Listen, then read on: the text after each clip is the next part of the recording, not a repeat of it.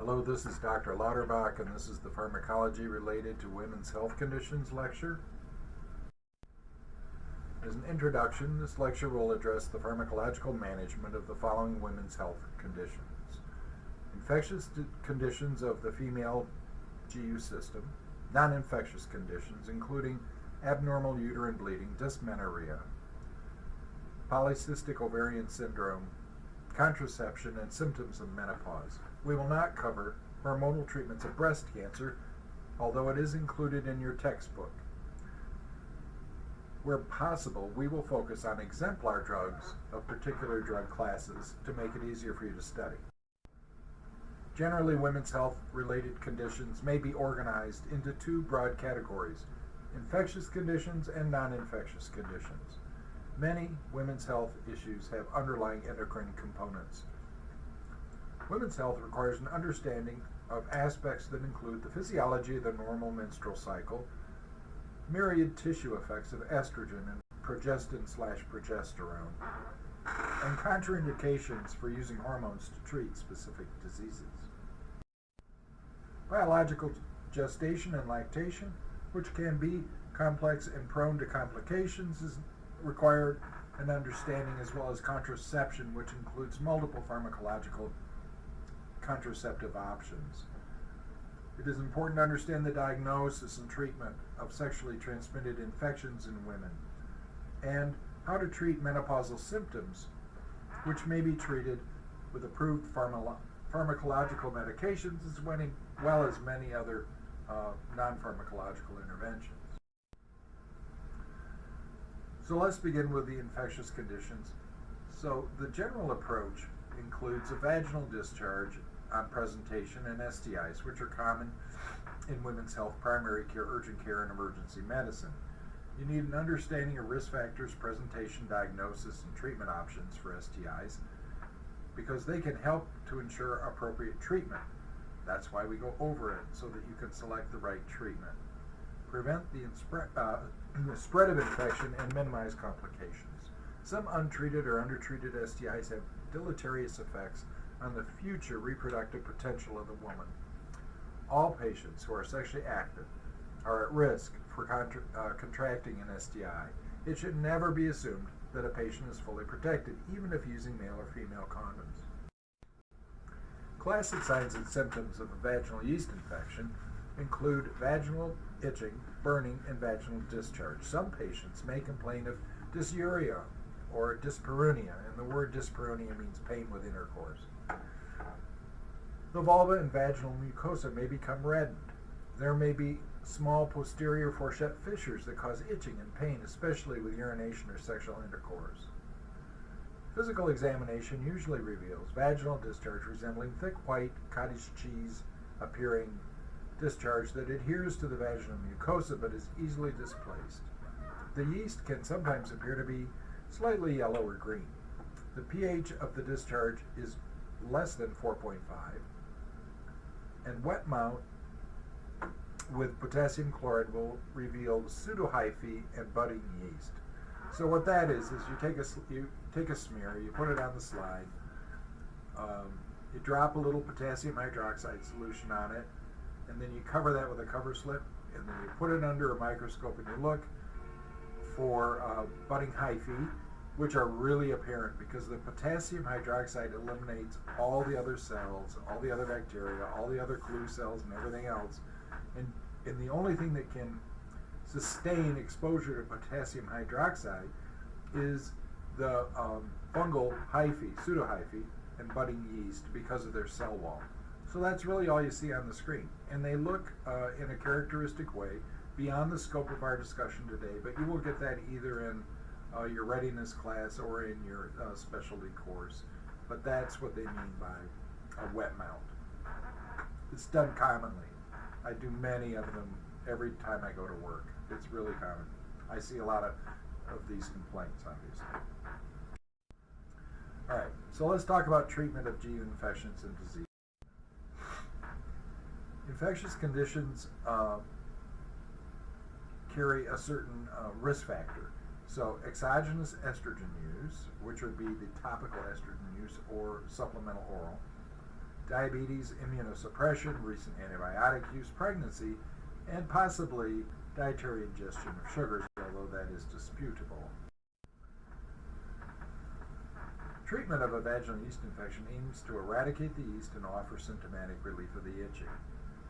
Antifungals are the primary approach to pharmacological treatment. The most commonly chosen by women is the oral method, which is diflucan. However, there are vaginal creams. Some of them can be bought over the counter without a prescription, but most vaginal products for candidiasis like that are used at bedtime to avoid leakage from the vagina while sitting, standing, or ambulating.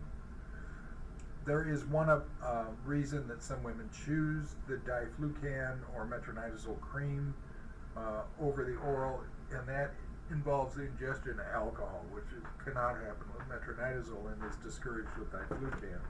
If they don't want to be abstinent from alcohol for a period of 2 weeks, then they may choose the cream. Most, in my experience, choose the oral. There are 6 active ingredients approved for the treatment of a yeast infection. Miconazole, which is a vaginal cream suppository or a vulvar cream. Teoconazole, which is a vaginal ointment. Clotrimazole, which is a vaginal cream. Turconazole, which is a vaginal cream or suppository. Butaconazole, which is a vaginal cream. Or fluconazole, commonly known as diflucan, the oral antifungal. Now we're going to talk about bacterial vaginosis, which is an odd duck because it's not really an infection. It's a condition, so to speak. And it really is driven by pH more than anything. It's a disruption of the normal bacterial flora of the vagina. It is a very common, in my experience, the most common cause of vaginal complaints of itching and discharge. In any event, risk factors for BV include sexual activity, douching, and any other activity that reduces vaginal lactobacilli. It's important to know that BV is not an STI, even though we connect it to sexual activity. Here's the trick. Male ejaculate is very, very alkaline. The vagina, in its healthy state, is quite alkaline. And therefore, it is thought that sexual activity, and by that they're meaning, being heteronormative, that sex would be between a man and a woman, and the man is going to have unprotected sex, and he's going to ejaculate into the woman, and all that sort of thing. You get the point. It's going to change the pH of her vagina, and that's what sets it off. It's not entirely proven, but that's the most commonly used theory. Most patients with BV experience malodorous vaginal discharge, but some may be asymptomatic. BV usually presents with this milky discharge. It's not cheesy like the yeast discharge. It has a strong odor. Some people smell it as a fishy odor, which will be apparent in the presence of potassium hydroxide. So when you're doing the wet mount, as I described earlier, and you put the KOH on, then you do what's called a whiff test to see if that odor is present. This is not 100% reliable, nor is the odor 100% reliable. So women who present with a vaginal discharge need to have a pelvic and a swab. They don't need a full pelvic, but they should have a vag exam with a speculum. Many times in many practices, that's reduced to simply letting the woman swab herself and then use the swab to do the wet mount. Either way, they got to have a wet mount. Diagnosis can be made with a physical exam, pH testing, and a wet mount. Vaginal pH is greater than 4.5 in BV, and the pathognomic wet prep finding is a clue cell, which is a vaginal epithelial cell stippled with clusters of bacteria. You don't have to know that for this exam. You're going to learn that later. Very characteristic look. It's not hard to miss a clue cell under the microscope. You can also send off nucleic acid amplification testing for any bacterial or viral infection of the vagina. Because of the various organisms implicated in BV, treatment is broad spectrum with antimicrobials aimed at eliminating the anaerobic bacteria most commonly isolated. Pharmacotherapies for BV include clindamycin, vaginal cream, ovules, and oral tablets. An ovule is a capsule, only the larger and in the shape of an egg. Metronidazole vaginal cream and oral tablets, and tenidazole oral tablets. So first line is metronidazole. Most women opt for the oral over the vaginal. Because this is also known as Flagyl, they can get an anabuse reaction to this when using this medicine orally but not vaginally. They don't absorb enough vaginally to do it. But disulfiram or Anabuse is the drug that people who are trying to get sober from alcohol take as a deterrent to the consumption of alcohol, because if you drink alcohol, when you have Anabuse or disulfiram in your system, you have a very unpleasant and strong reaction, and actually in some people, especially those with high cardiovascular risk, it's quite dangerous because they mount a large blood pressure, they have a bad headache, and they vomit, and it's very unpleasant. Metronidazole, because some of the chemical components are similar to disulfiram, will give you the same reaction. So when you put somebody on oral metronidazole, you have to tell them, and typically the course of therapy will be 7 days, you got to tell them you can't drink alcohol for 14 days, 7 days during therapy and 7 days after, to make sure you've cleared it. And that alone will push someone into the vaginal option, or vaginal cream option. Okay, now going on from BV to trichomoniasis. This slide shows you all the things you need to know really about it. You can see trichomoniads, and they have a little flagella, and it moves. So they're really easy to spot under the microscope. But even if you don't see the microscope, there's an NAAT vag swab test you can send off for trichomonal infection, and I highly encourage you to do it, because very often you don't see the trichomoniads, and the real problem is trichomonas when you don't know it. Good news is you treat it like you treat BV. So if they're getting metronidazole or tenidazole, they're going to turn out fine anyway, but they won't know it. Here's the other only problem with that approach. If they don't know they have trichomonas, they don't know to tell their sexual partners that they have it, and trich can live in the male urethra as well, and then they just pass it back and forth, back and forth. So it's worth the time to send off the swab for a trich test, and then the AT test on trichomonas. So here are the symptoms. They do get a red-looking erythematous or strawberry cervix that you can see on exam. It may be friable, meaning when you touch it, it bleeds. They have a peculiar-looking gray-green kind of bubbly, it says here, vaginal discharge. It has a different look to it, and the vaginal pH will be greater than 4.5. So, talking about our common drugs, metronidazole, commonly used for bacterial vaginosis, trichomoniasis, and pelvic inflammatory disease, but not alone. It would never be sufficient treatment by itself for PID. Always used with another antibiotic. In this case, it's suggested azithromycin. Carries a black box warning for carcinogenic properties in rats, but we don't really do anything with that. We just go ahead and use the drug. Contraindications would be ethanol, as I told you, and hepatic insufficiency. Mechanism of action, not really understood, but a reduced metabolite forms by anaerobes and disrupts DNA, inhibiting nucleic acid synthesis, similar to a first-generation nitroimidazole. And then the other one that we talked about, diflucan or fluconazole. This is an antifungal. It can be used for candidiasis wherever it occurs, whether it's in the skin, in the vagina, in the throat, wherever you get it, you can use fluconazole. Cryptococcal meningitis, horrible infection that would land somebody into the ICU, in which case you would be giving an IV. And onychomycosis. It is one of the treatments for onychomycosis, if you don't recall, is a fungus of the nails, generally of the foot. Contraindicated in first trimester of pregnancy, and mechanism of action is it binds to linosterol 14 alpha demethylase. Not that you should try to remember that. Inhibiting ergosterol synthesis, but here's the deal, disrupts fungal cell membrane integrity. So it's much like beta-lactams do in bacteria. This one disrupts the fungal cell membrane integrity.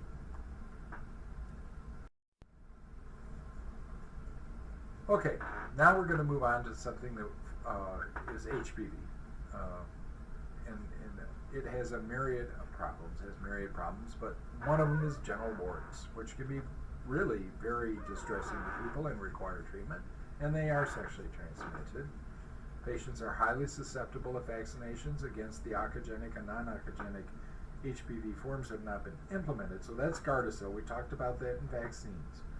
But remember, Gardasil is a 6 or 9 valent vaccine, and there are over 200 valents of HPV. The ones we vaccinate for are the ones that can cause cervical and pharyngeal cancer.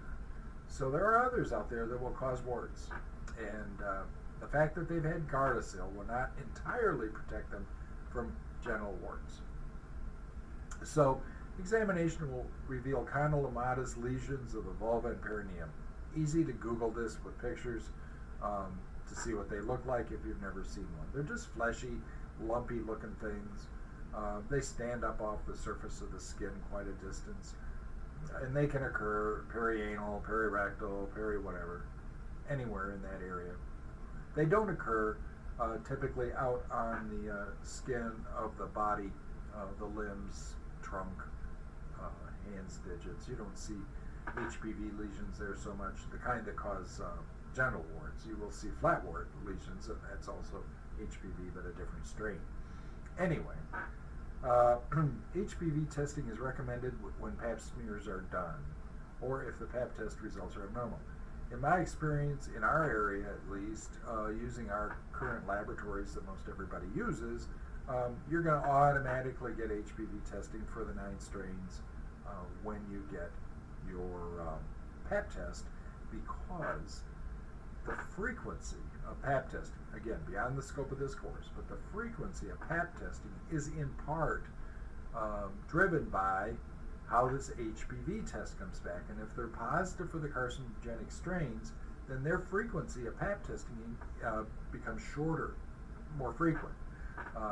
So it's, for that reason alone, you will automatically, when you send a Pap, you're going to get the HPV results as well. Treatment strategies for genital condylomata include both drug and non-drug modalities, and really it's just destroying them in a number of different ways. So you'll see here, you can freeze them off, you can use a laser and zap them, electrosurgery, there are little devices you can use, excision with scissors or a scalpel. All of them work. It doesn't really matter which one you use.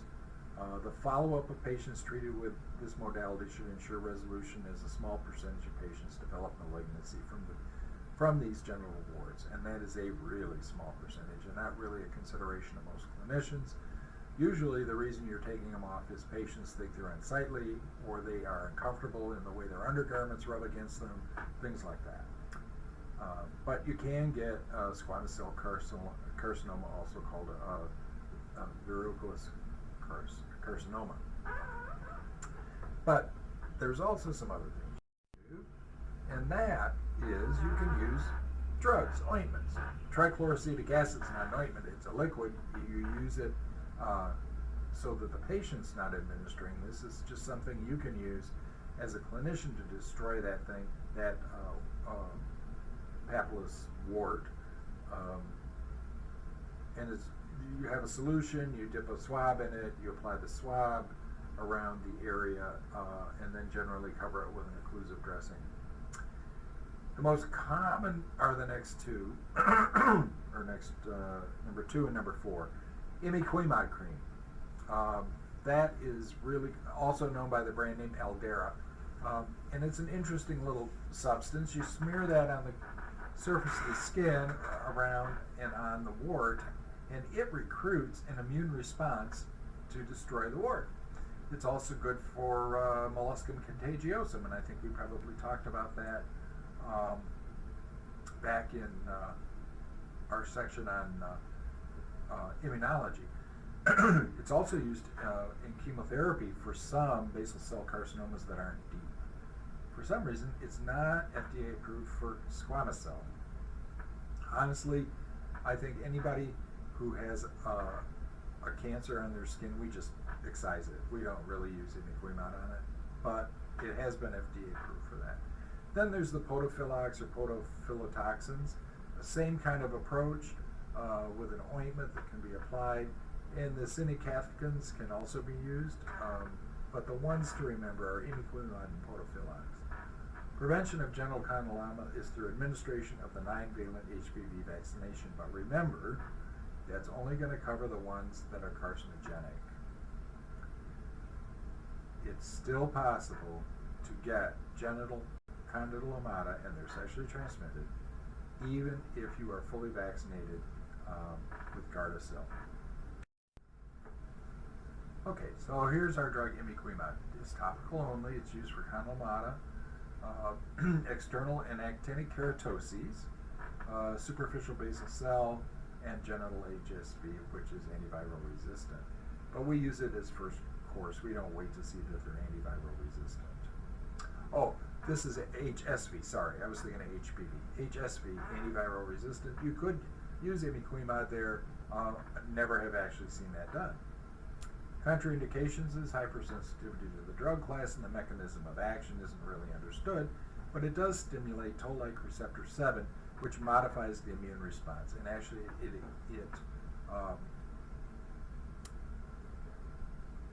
it encourages, it brings, it kind of recruits the immune response, the cellular immune response with T cells and macrophages. And that's really how it works. Okay, now we're moving on. It's still in infectious diseases, but to something from the outcome and the risk to the patient more severe.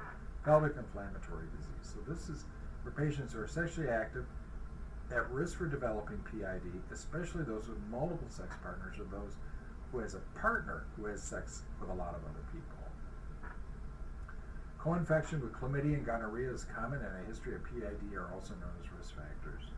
The classic findings of PID are uterine tenderness, cervical motion, also called the chandelier sign, and adnexal tenderness.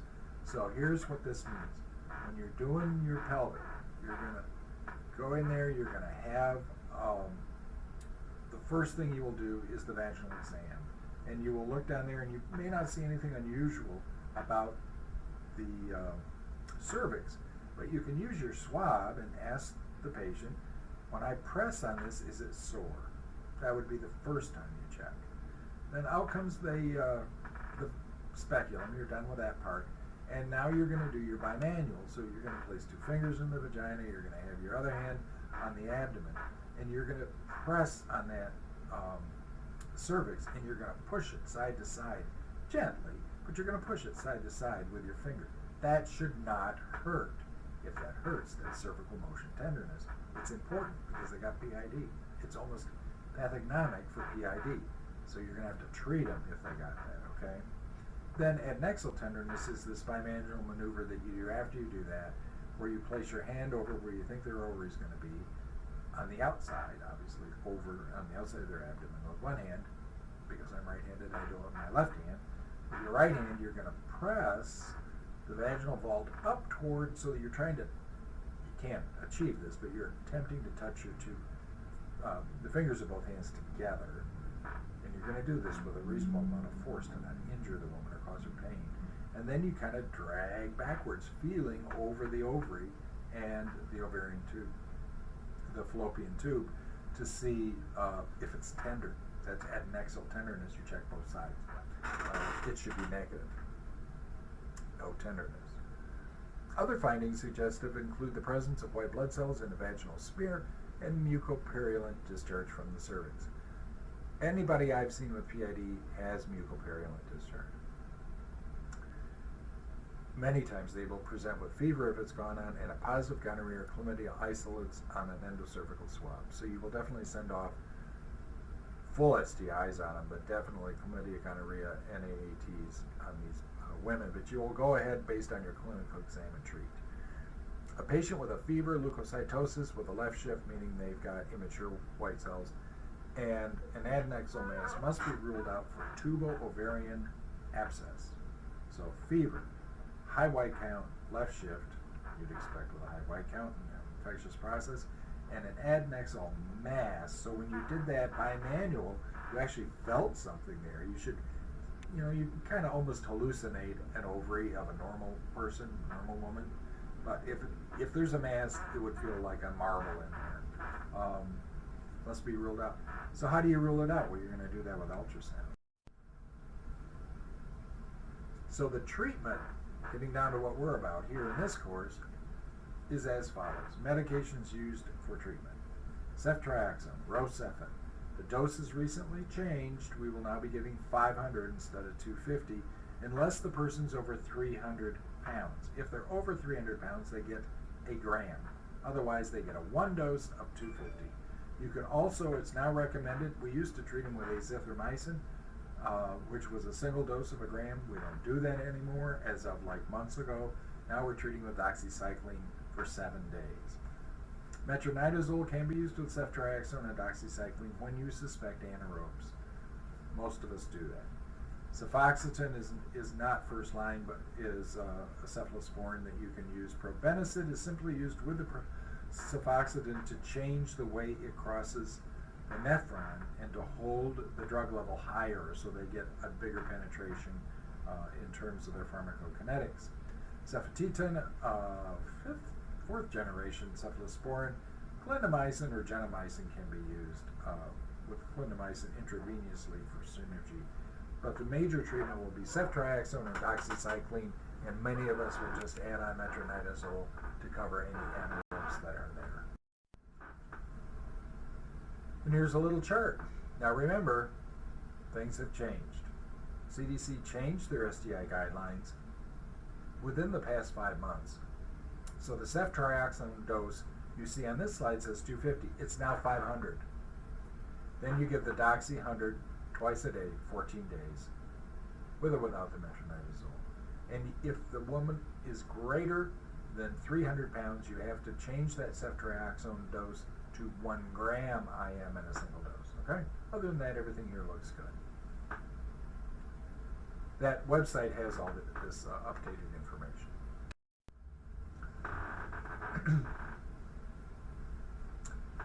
In most cases, cervical dysplasia and cancer will result from exposure to HPV during sexual activity. Cervical dysplasia and cancer are primarily diagnosed with a Pap test, colposcopy, or biopsy. And a colposcopy is a little biopsy with a colposcope. Biopsy is just a larger amount of tissue. HPV infection may also be detected by polymerase chain reaction PCR. That's the NAAT, which is a nucleic acid amplification test. It is a PCR type test. There is no pharmacological treatment for cervical dysplasia. Vaccination can help with the prevention of it developing into cancer. And here are interesting things to know about that. Really no drug therapy here at all. This is about Gardasil or another drug. The Gardasil 4 and the Cervarix are just not available in the U.S. anymore. Everybody's given the 9-valent.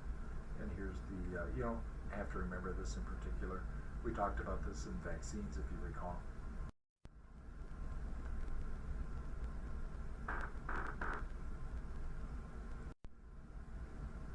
So now we're moving on to abnormal uterine bleeding. Non-infectious conditions, abnormal bleeding. In premenopausal women, abnormal uterine bleeding can present as too much menses, no menses, irregular menses, or very heavy menses. Patients who present with no menses or too many menses will often have polycystic ovarian syndrome, which I'll be calling PCOS from now on in this presentation. Heavy menstrual bleeding requires a careful history and physical exam to rule out other causes, which would be both within the GU system, thinking particularly about a cancer, or if they've been recently pregnant, you're wondering about retained placental or products of conception, that kind of stuff. Why is this still going on? But even bigger than that is, do they have thrombocytopenia, a coagulopathy, leukemia? I mean, you got to really figure out why are they having heavy menstrual bleeding beyond the scope of GU, things we normally think of in terms of women's genital urinary problems. And then all women of reproductive potential with abnormal uterine bleeding require evaluation for possible pregnancy. So, because that could be just a uterine pregnancy that they don't know about or hadn't anticipated, or it could be ectopic. And it's a simple thing to do. You simply get a urine and do it in the office for pregnancy. You can also get a serum HCG, and there are times we really prefer that, but for this kind of presentation, the urine HCG is fine. Just a quick test in the office is fine. Diagnosis usually requires laboratory testing, including a complete blood count, and FSH, LH, TSH, and other tests as appropriate. So, for the reasons we talked about, plus PCOS and hypothyroidism or hyperthyroidism usually aren't a problem, but you should have them when you're looking at the FSH and LH results. Von Willebrand factor is a autosomal recessive genetic disease that's passed and is equally distributed among men and women, unlike hemophilia, which is sex-linked and only is expressed in men. Von Willebrand factor, if you don't know about it, is a factor 8 deficiency, and there's some problems with their platelets aggregation. Typically not major hemorrhage. You don't see the kind of bleeding that you see in hemophilia A or B, but it can occur. And oftentimes in females, because they don't have hemarthrosis and that sort of thing, or massive bleeding, huge nosebleeds, that sort of thing, that will often tip us off early on to a kid with classic hemophilia,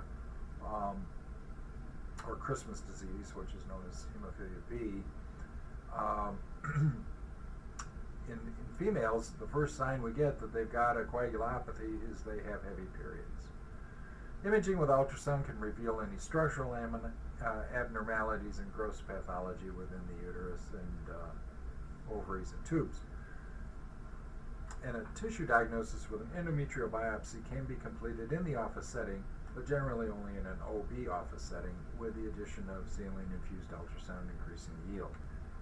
No primary care offices I've ever seen are set up to do that, nor are the providers credentialed to do that, but it does happen in the obstetrical offices routinely. Treatment of abnormal bleeding depends upon underlying etiology, makes sense. So common pharmacotherapeutics include NSAIDs, such as ibuprofen, often used as an adjunct therapy during heavy bleeding, which is a little counterintuitive because normally we think NSAIDs, because of their inhibition of platelet aggregation, cause bleeding, but it is a very effective treatment for women with a lot of bleeding, and we're going to talk about this in contraception as well, with progestin only, where women get odd and sometimes profuse bleeding. The NSAIDs work here to stop the bleeding because they block prostaglandin, which is the offending body in causing this bleeding. There's huge levels of prostaglandins. So by blocking the prostaglandin, even though they may have some impact on the platelets, it still stops the bleeding. Tranexamic acid is an antifibrinolytic used extensively for bleeding, including postpartum hemorrhage and trauma-related bleeding. Really used mostly in obstetrical practices and around childbirth, but can be used for other forms of abnormal uterine bleeding. Premarin, or conjugated equine estrogens, intravenous and oral preparations, could be given depending on the patient's presentation and the presence or absence of contraindications. Those contraindications will all be cardiovascular because if it's an estrogen. Progestins and progesterone may be given in several options. Gonadotropin-releasing hormone agonists have been given in combined hormonal contraception used in patients who do not desire pregnancy or without contraindications is by far and away the most common first approach for women who aren't already on COCs. So combined hormonal contraception or combined oral contraception, COC, is a very common approach, but these others as well. NSAIDs also very common. These others are a little less common. A little bit more about tranexamic acid used for menorrhagia, postpartum hemorrhage, dental bleeding, and hemophilia patients. It comes in IV and oral forms. Contraindications would be allergy to it, history of subarachnoid hemorrhage, active intravascular clotting, thromboembolism are a high risk for it, and concomitant use with hormonal contraceptives. Its mechanism of action it completely inhibits multiple plasminogen binding sites. I said completely, I meant competitively, and decreasing plasmid formation and fibrinolysis. Premarin is used for postmenopausal hormone replacement, advanced prostate cancer, and dysfunctional uterine bleeding. It comes oral, IM, and IV. There is a black box warning for unopposed estrogen risk for endometrial cancer and increased risk of stroke. Unopposed means there's no progestin with it. That's what we mean when we say unopposed estrogen means no progestin to balance it out. Contraindications, hypersensitivity, hepatic impairment, breast cancer or history thereof, thromboembolic disease and pregnancy. MOA binds to estrogen receptors. Not surprising. Developing and maintaining female sex characteristics and reproductive systems. So, that was abnormal uterine bleeding. This is dysmenorrhea. The difference is this is about the pain and discomfort. Secondary to dysmenorrhea is painful menses due to underlying pathology. Primary painful menses within the first 6 months of menarche without known pathology. So these are women who experience such intense discomfort with their menses that it's disabling.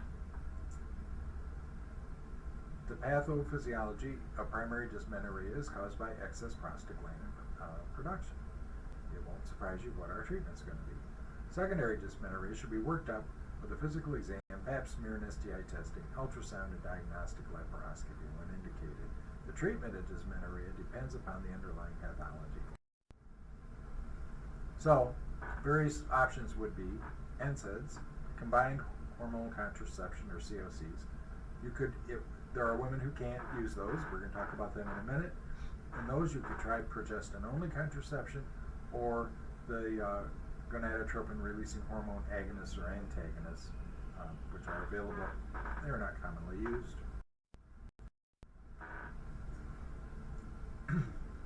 The classic triad is hypoandrogenism, cystic ovaries, and ovulatory dysfunction.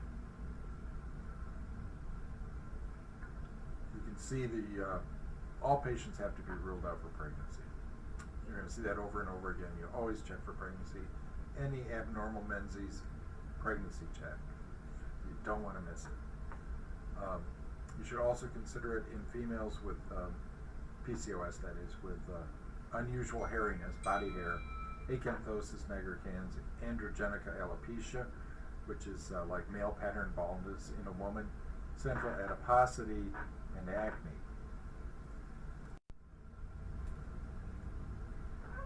And then the diagram over here on the right shows you laboratory testing. I'm not going to test you on knowing all these levels. You'll get this later. But these are the tests that you send off in a PCOS profile. If they come back suggesting, then you actually would go ahead and get the ultrasound to see if there are cysts on the ovaries. But even absent that, if they have, you do that because it's important to document it. But even if ultrasound comes back clean, but they've got the pattern that you're looking for in the FSH, LH, and SHBG, testosterone, and DHEAS, if those are in the pattern of PCOS, you just go ahead and treat it like PCOS. So the options are largely dependent upon the patient's desire to have a baby or contraception. Whether you want to be contraception or you want to pursue pregnancy.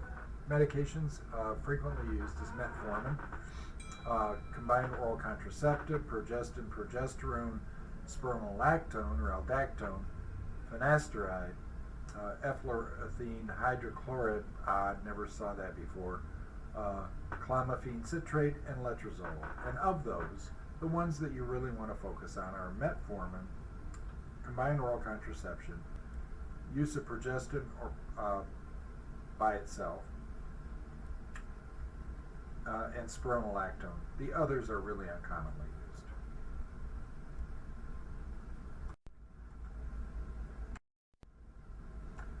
Spironolactone or aldactone is used, as you know, in the treatment of systolic heart failure as an alpha blocker, but also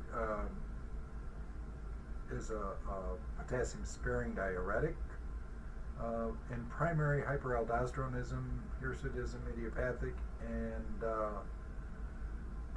hirsutism apparently, and acne vulgaris. It's only available orally.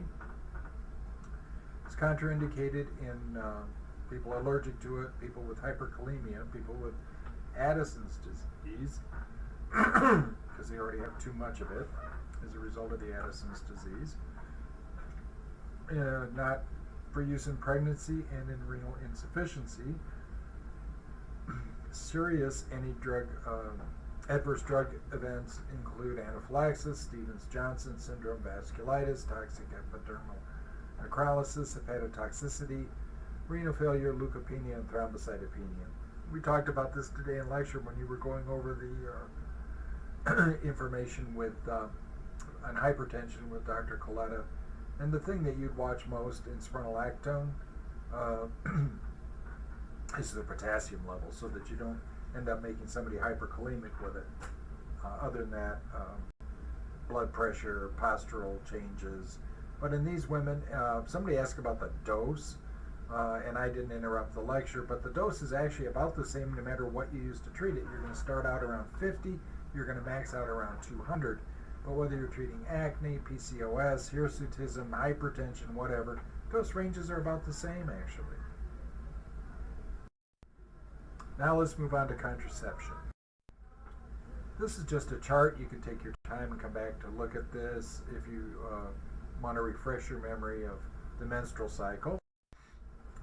Phases of the menstrual cycle would be the follicular phase, which begins on day 1, and the follicular stimulating hormone begins by stimulating the follicles. And as FSH levels gradually fall in a natural cycle, only one follicle will dominate and go on to produce a mature egg. The developing follicle secretes estrogen, which develops the watery mid-cycle changes in the cervical mucus that assist the passage of sperm into the uterus, and also causes thickening of the endometrium to prepare it for implantation.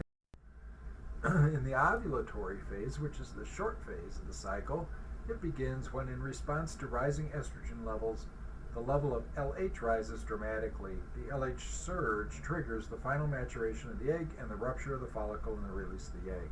And this usually happens 14 days before the next period is due, or on day 14 of a 28-day cycle.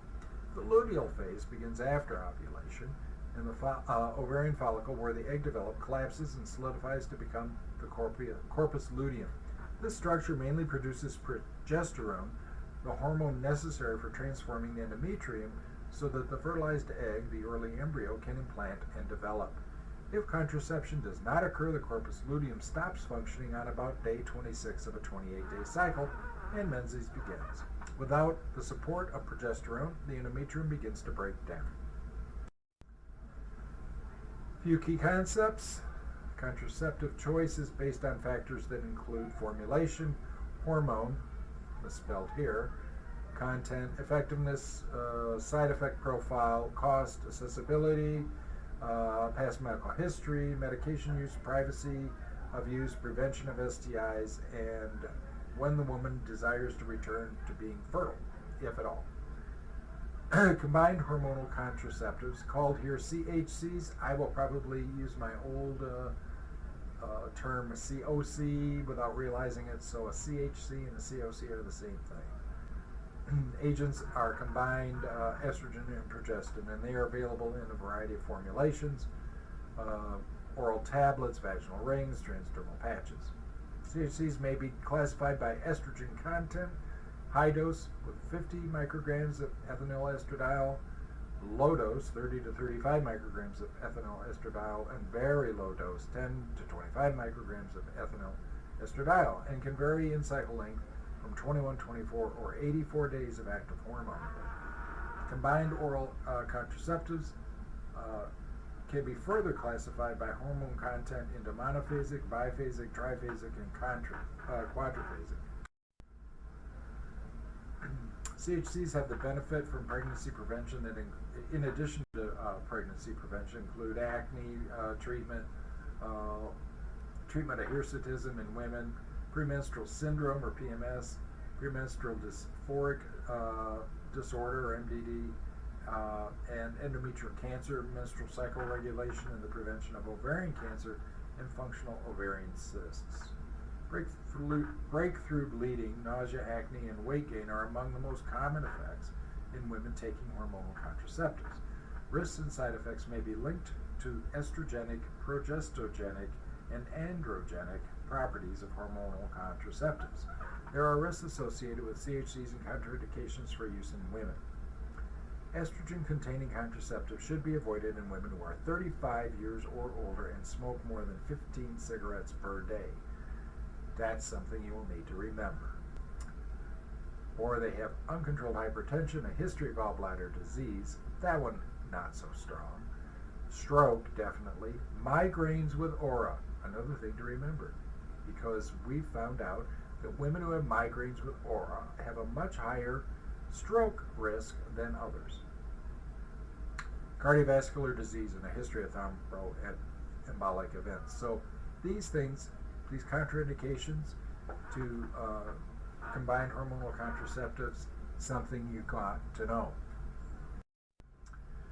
Progestin-only contraceptives are alternative agents for women with contraindications to the CHCs. Progestin-only contraceptives vary in formulations that include the oral tablet, a depot, and a subcutaneous injection.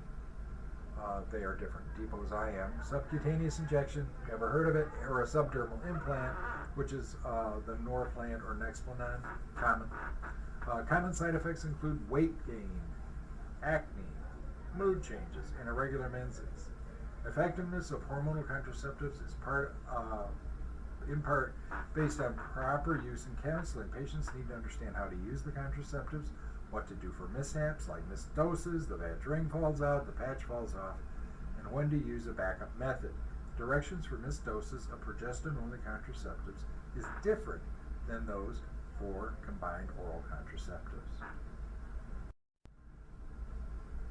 Sometimes use of certain drugs may increase or decrease levels of hormonal contraceptive agents. In particular, a few antibiotics and hepatic inducers may decrease the effectiveness of CHCs. The antibiotics, honestly, used to be thought of, a whole lot of them. Now we think it's just a few that are used for treating tuberculosis. But there are some other ones, and you will know them when you are prescribing, because you will see that in the cautions component of whatever reference you're using. Progestin-only contraceptives or non-hormonal contraceptives, including backup methods, may be alternatives in those cases when you're using it's rifapentine is the one that comes to mind, an antibiotic used in the treatment of tuberculosis. You switch them off a COC and put them on a progestin, and it works. IUDs are available in two formulations, the copper IUD and the Mirena or levonorgestrel IUD, which are best for long-term, and they are the best. Best meaning they have a near 100% effectiveness in preventing pregnancy. To avoid the risk of pelvic inflammatory disease, these products should be used in women involved in a monogamous relationship. That's nonsense, frankly. Nobody follows that guideline, but it was in the something you read in your text. separate those two concepts. Talk to women who are having many, many different sex partners about the risks, but don't withhold an IUD from them. Okay? Because pregnancy is also very risky. So don't withhold an IUD from them because they may have multiple sex partners. Talk to them about the risks of that. Go ahead and give them the IUD. They aren't going to get PID from that, from a marina. Copper IUDs, uncommon, lots of bleeding, loads of problems. Most women don't have them. Maybe a relationship to PUD. Marina, not at all. So don't do that. I'll change the slide for next year. Some non-hormonal contraceptives include diaphragms, condoms, and spermicides. Male and female condoms are the only contraceptive products that also provide protection against sexually transmitted. This slide shows pharmacological options for contraception. So you have the combined hormonal contraceptive, which has both progestin and estrogen, progestin only, and emergency contraception, which is levonorgestrel or ulipistol. And ulipistol is the one that I think most people see. And these, by the way, can be obtained without a prescription in pharmacies in the state of Michigan.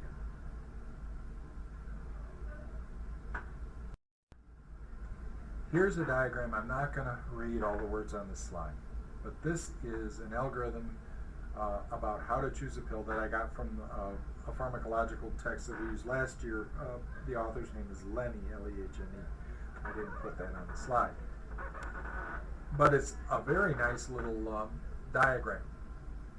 How do you figure out when somebody shows up, what do you want? Well, you start talking to people about all the options, the rings, the IUD, condoms. I mean, you go through all of them, not just the pill. But this is a pharm course, so we're going to talk more about the pill. Here's the way you can figure it out. The one thing that disqualifies women more than anything is migraine with aura.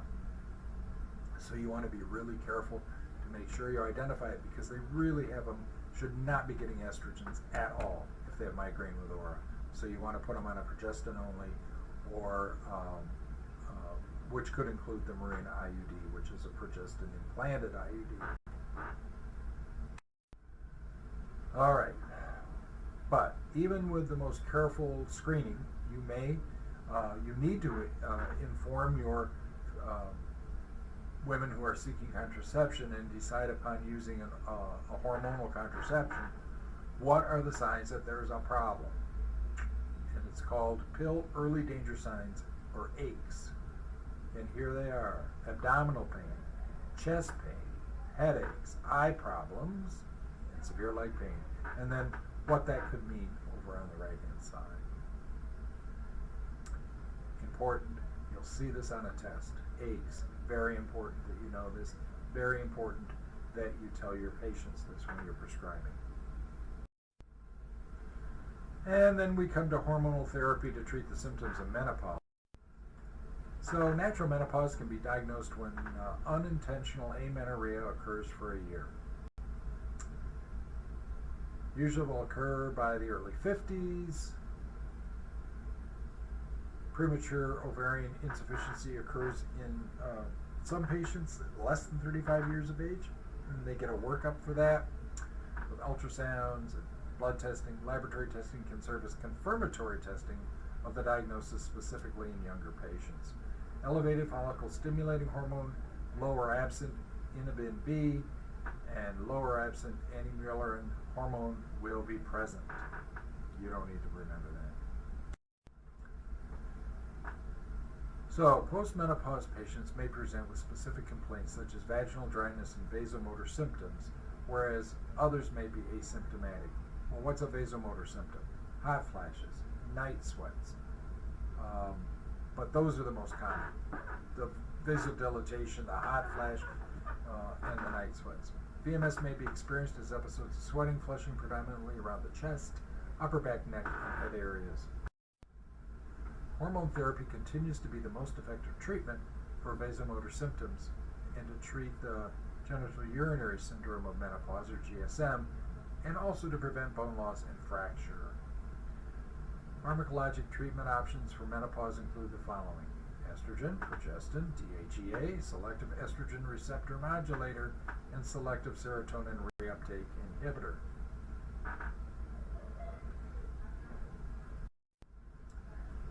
There are two types of hormonal therapy: estrogen alone and estrogen plus progestin. Estrogen in both types is to control the menopausal symptoms by replacing estrogen, which has lost their menopause. Progestin is used only to counterbalance estrogen-mediated stimulation of the endometrium, which can lead to endometrial hyperplasia and cancer. Therefore, if a woman's had a hysterectomy, don't give her the progestins, because she hasn't got a uterus. Makes sense. So, patient-reported benefits. Well, they report improved quality of life, improved sleep, they don't have the hot flashes, they have some restoration of libido that may be lost on the hormonal changes of menopause, improved cognition, and an enhanced mood.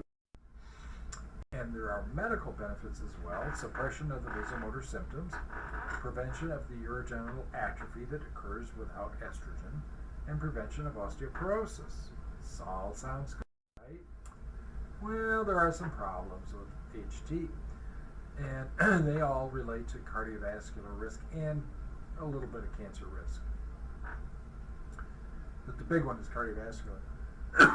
This slide shows you two major studies that came out around 2000 that changed it, because we gave women hormonal therapy routinely. They received it even when they weren't complaining of vasomotor symptoms, thinking that that was an appropriate way to prevent or treat osteoporosis. It is not. It is not a treatment for osteoporosis. There are treatments for osteoporosis, and you want to do the appropriate scanning, screening, identifying women at risk for osteoporosis, and then treat them with biphosphates and other things, which we are never covered in this course, but you will get later. But hear me out. You don't give hormonal therapy for menopausal symptoms as a preventive to osteoporosis. We used to, we don't anymore. And that's because there are too many cardiovascular risks associated with it, and other ways that are as or more effective than giving hormones to women, estrogen in particular, to women to preserve their bones. There are other things we can do, which are the bisphosphonates and bonina and things you're probably already familiar with. Anyway, this slide just shows you Women's Health Initiative and the heart and estrogen progestin replacement study, and then there were two follow-up studies to that, that the use of HT could increase rather than prevent cardiovascular events. There was a time it was thought that because there was something about estrogen that was protective around MI in particular, and that was later debunked. That concept was never proven in any trials, and then when we did trials, found out actually went the other way and increased the risk. Also, an increase in thromboembolic events with EPT, so that's the estrogen progestin therapy, not ET, increase in breast cancer. I didn't say that clearly. Break out the and. All of them increase thromboembolic risk. Breast cancer is increased with EPT, but not ET. So it's the progestin component that seems to be increasing breast cancer. Sorry for that. These studies were done in 2000 and are being reanalyzed to better understand the relationship of hormonal therapy to dose, time of initiation, length of use, and patient age, which were not adequately accounted for in the original reports. All that said, you need to follow this closely over the coming few years until we have clear guidelines coming out again about who should get hormonal therapy and who should not. This just helps you figure that out.